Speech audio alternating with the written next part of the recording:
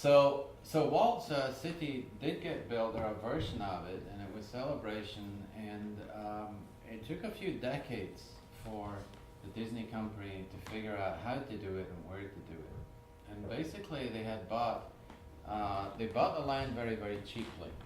There are references throughout the play to buying plots of land from farmers, and it was done very surreptitiously, one at a time, so they didn't know that they were planning on acquiring a huge chunk of land, but it added up to 28,000 acres in all. And it was bought for about $180 an acre, which is very cheap, basically a land grab. So 10,000 acres of the land was not developed by the time that Michael Eisner took over as CEO of the new Disney, the post-Disney Disney, in the 1980s. And so what would they do with this land? They did these market research surveys, and they figured out that the highest and best use of the land, in other words, the use of the land that would return the most money to the company, would be to build a community of permanent residents for 20,000 people, which was the number that Walt originally projected for Epcot. It broke ground in 1994, and residents started moving in 1996, and I took up residence there the year after, in 1997. Lived there for a year among the pioneer residents, and it was a great opportunity for a writer to be there, because this was a new town that was being built, which doesn't happen very often in the U.S. The last new towns have been built in the 1960s. And there are all sorts of reasons why new towns are not built, but we needn't go into that. It was going to provide a lot of good material for a book, which I was there to write. So by the time I arrived, it was Celebration. Celebration was named in the hopeful American tradition, of cities like Harmony, Experiment, Eden, Amity, and so on and so forth. It was not simply a settlement of dream homes, lavishly packaged by a canny developer, although it was that. It was also the product of a company, Walt Disney Company, that merchandises semi-reality with an attitude that someone that once described as unacceptably optimistic. Unacceptably optimistic attitude. And in many ways, it's a sort of high-end suburban development, like most others. But the developer made a lot of difference in the town, at least during the year that I was there. Disney's much less associated with the town now. In fact, it sold most of the property and really doesn't have much to do with the town anymore. Celebration was also the stepchild of a town planning movement called New Urbanism, which is devoted to building communities around the needs of people and not automobiles. So it's supposed to be an environmentally friendly alternative to sprawl. And so a lot of the features of the town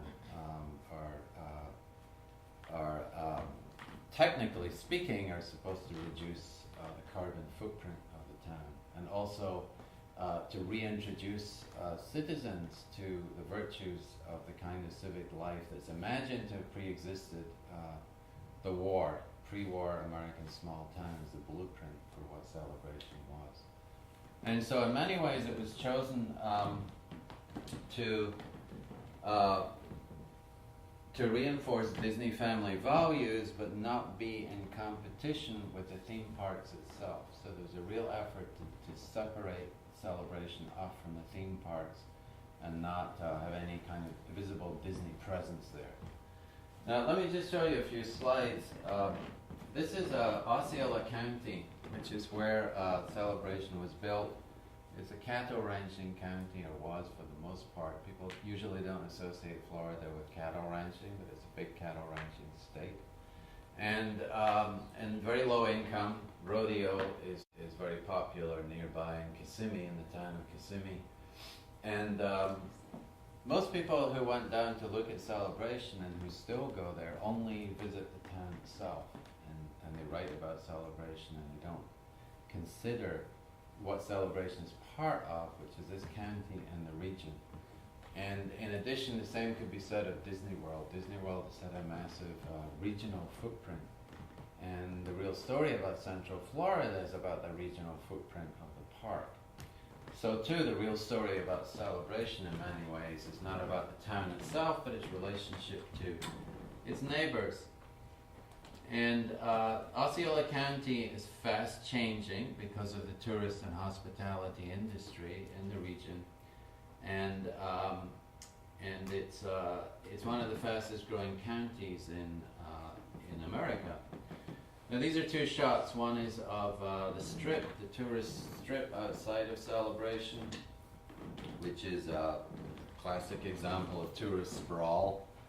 And this is the kind of advertising that Celebration did in the early days for itself. Those of you who are familiar with real estate promotion in Florida will know that this isn't the way that developers typically sell houses in their developments.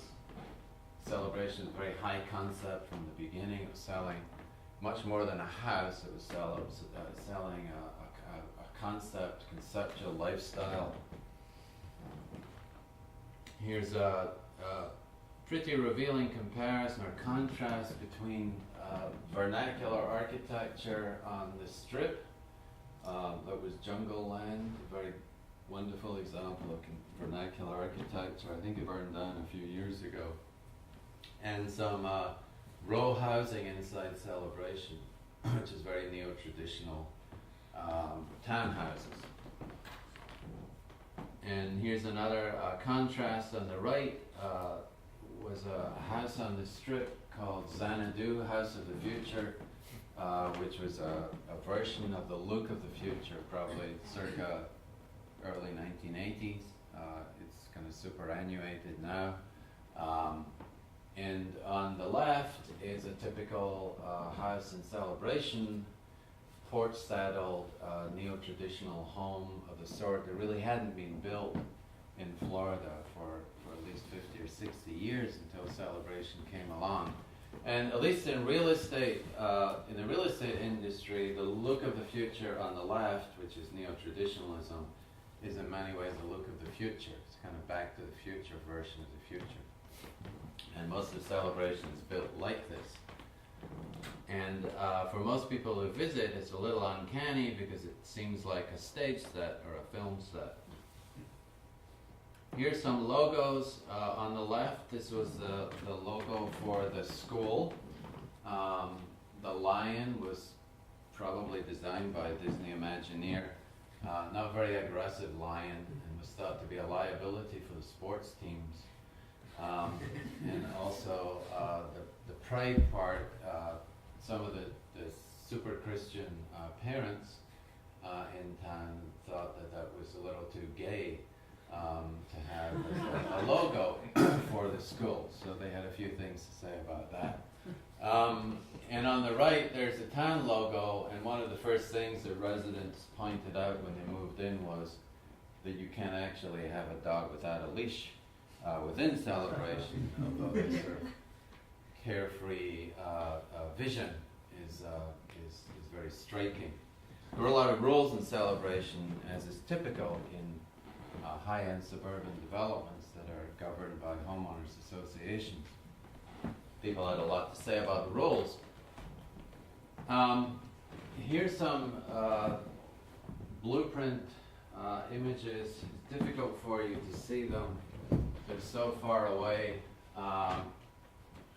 But basically, most of this on the left is the 28,000 acres, which was part of this land grab. And this area here that's in yellow is a 10,000 acre portion that was used for Celebration. About 5,000 acres of it was preserved wetlands. And on the right, there's a better image of that 10,000 acres. The line that bisects it is the I-4 corridor, Interstate 4, which is a very important, not just an important road in Florida, it's also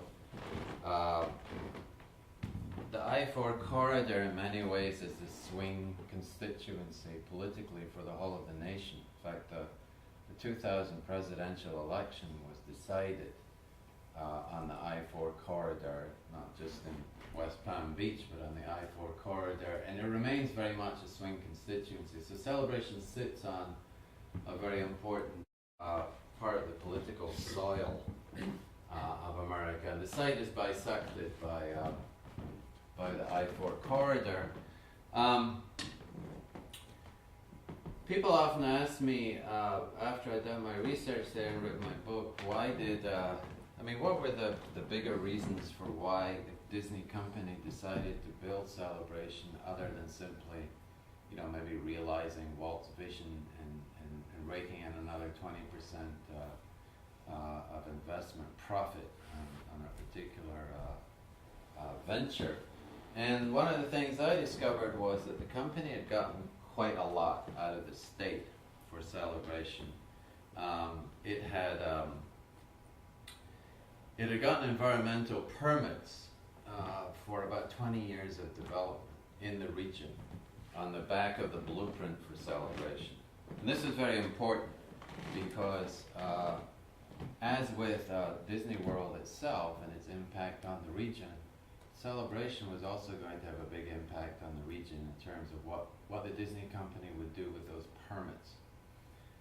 It was building a showpiece, environmentally friendly pocket of living inside Celebration, but with the permits it got, it was helping to expand this huge area of tourist sprawl in Central Florida and creating an economic development zone that was probably unmatched anywhere else in the country at the time on the back of the permits that were gotten as a result of Celebration. This is the Central Village, an aerial shot and also a blueprint. It looks like a typical Florida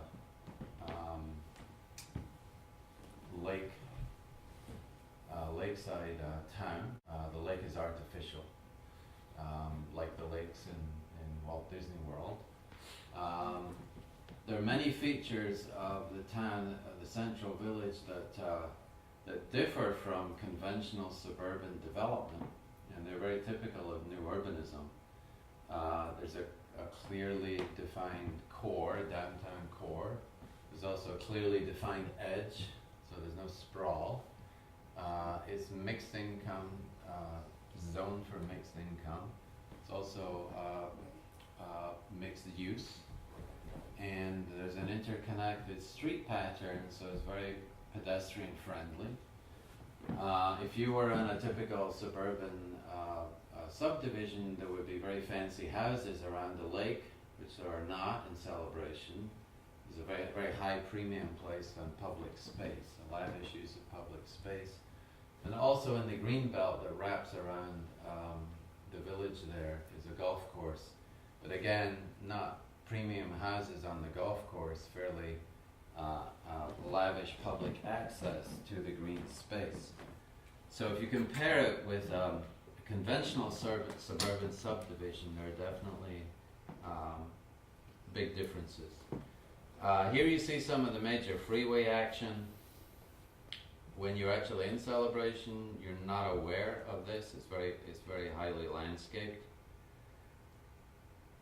On the right there is a foundations shot of the second village, the North Village, which was the second village built after the Central Village. And the original residents in the Central Village were not very happy about the fact that in the North Village, the developer created an enclave for architect-designed homes. So the expensive homes were separated off from the other houses, unlike in the Central Village, where they were very much in proximity to one another, which again is very unusual on the American housing landscape.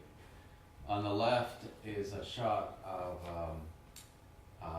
another village, and that happened to be the village where I found there was a high density of alligators. One of the bizarre spin-offs from Walt Disney World was when they were terraforming the land for Walt Disney World. they took the alligators and they dumped them on the land that is now Celebration. So there's very high alligator density there. And if you buy a house there, there's a clause in the contract that establishes indemnity on the part of the developer for residents' disadvantageous encounters with alligators.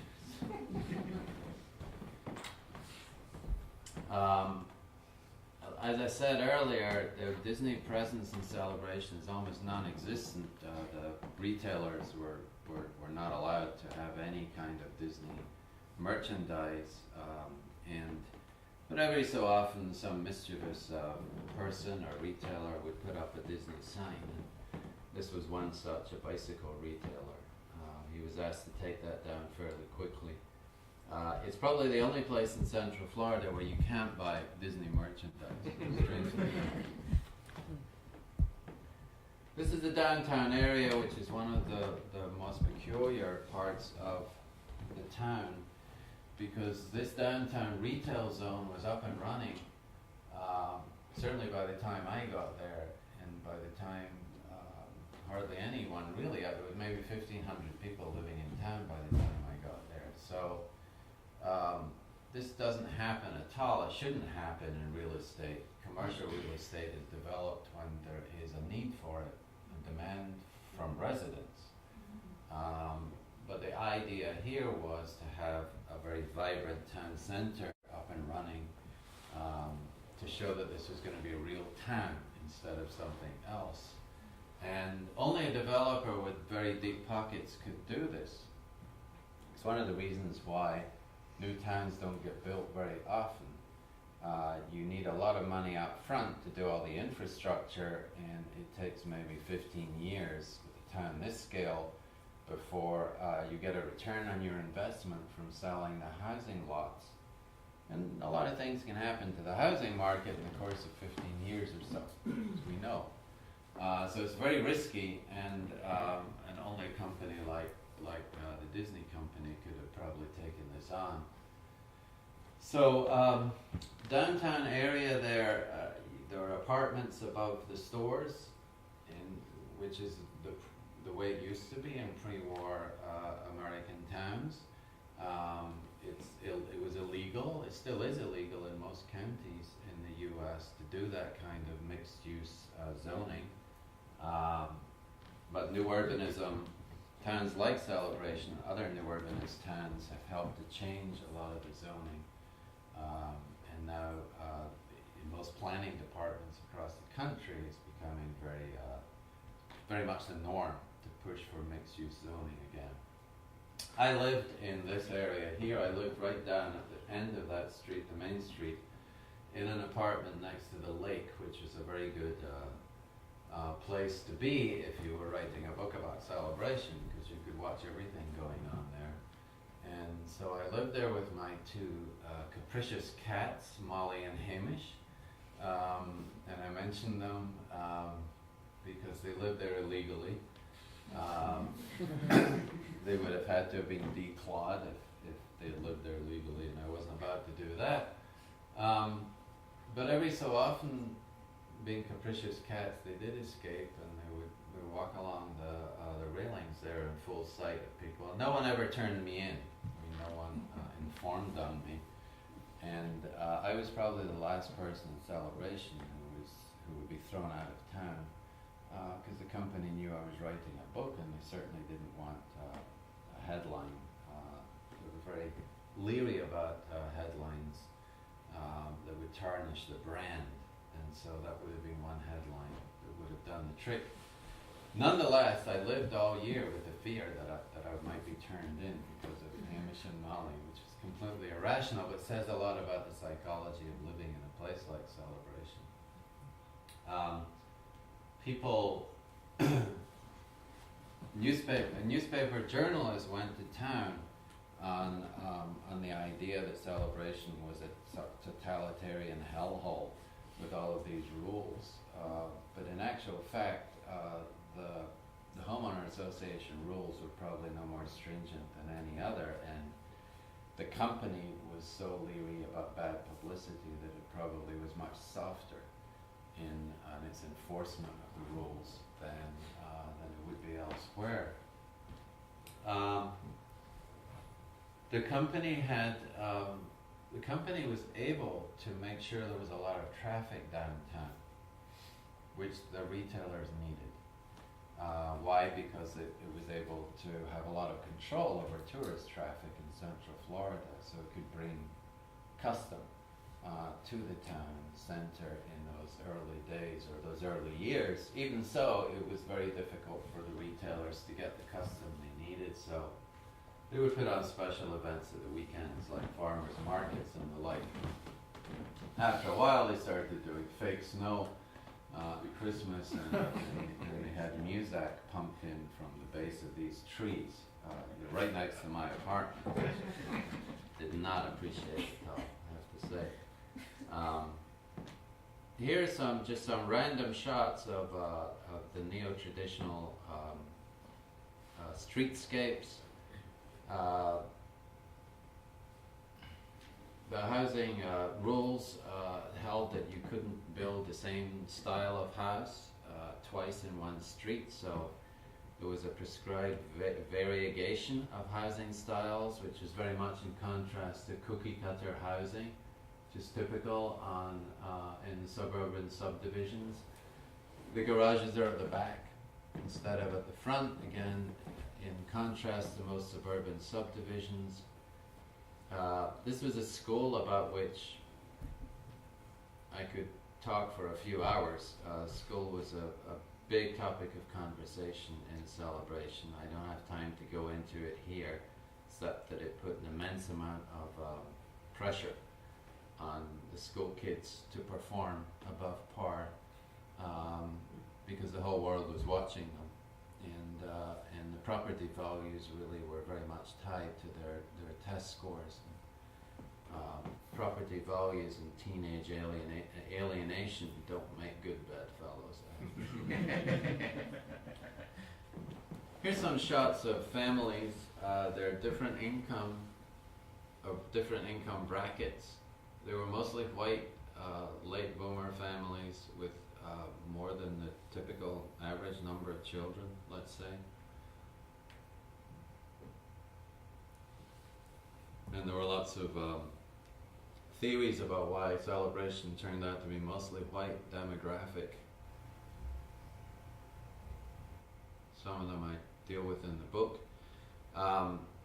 Some of the signature buildings in Celebration were designed by very famous architects, postmodern architects that were part of Michael Eisner's stable at the time. He had a lot of friends among the postmodern architectural community that he drew upon. Michael Graves did the design for the post office on the left, and there were a lot of rumors about these buildings. The rumor mill was rife in Celebration. I decided from a very early point to collect all the rumors I heard on the street, no matter how crazy they were. And some of them revolved around these buildings. This one, the post office, was the tip of a nuclear power station. And one of the rumors, it was a kind of spin-off from urban folklore about the special zoning powers that Disney World has. They actually do have permission, if they want, to build some kind of nuclear power station in the Reedy Creek Improvement District. This building on the right was designed by Charles Moore, and it was closed off above the second story, and everyone had a theory about why that would be. One of the theories was that Walt Disney's frozen head, that cryogenized head, was actually located at the top. And that was his final resting place, or temporary resting place, until he's revived. And there were other theories. My theory was it was closed off to thwart a would-be sniper from taking up, it was a very propitious location for a sniper at the center of town, because Celebration, being an iconic place, is the kind of place where would-be mass murderers flock to do their dirty deeds. Luckily, it hasn't attracted someone fitting that description, although it certainly has had its share of crime, including a shootout and a few homicides at this point.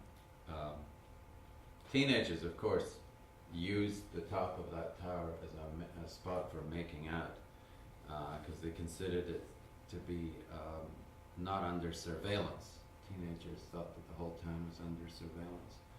There was no evidence for this that I could ever discover, but it was a belief that was a very potent one for the teenagers, especially.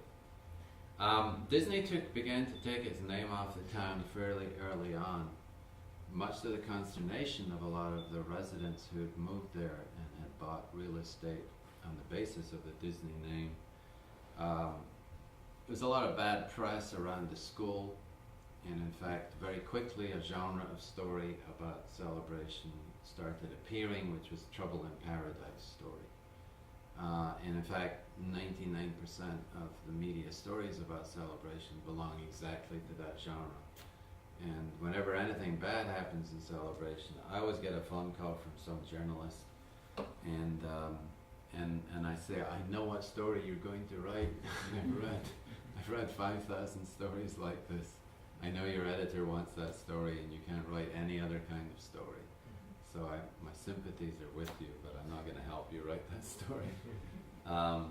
So there were a lot of stories early on, and the company didn't like that and began to dissociate itself and take its brand name off the town. And at this point, as I mentioned earlier, almost all the Disney land in the town was sold off.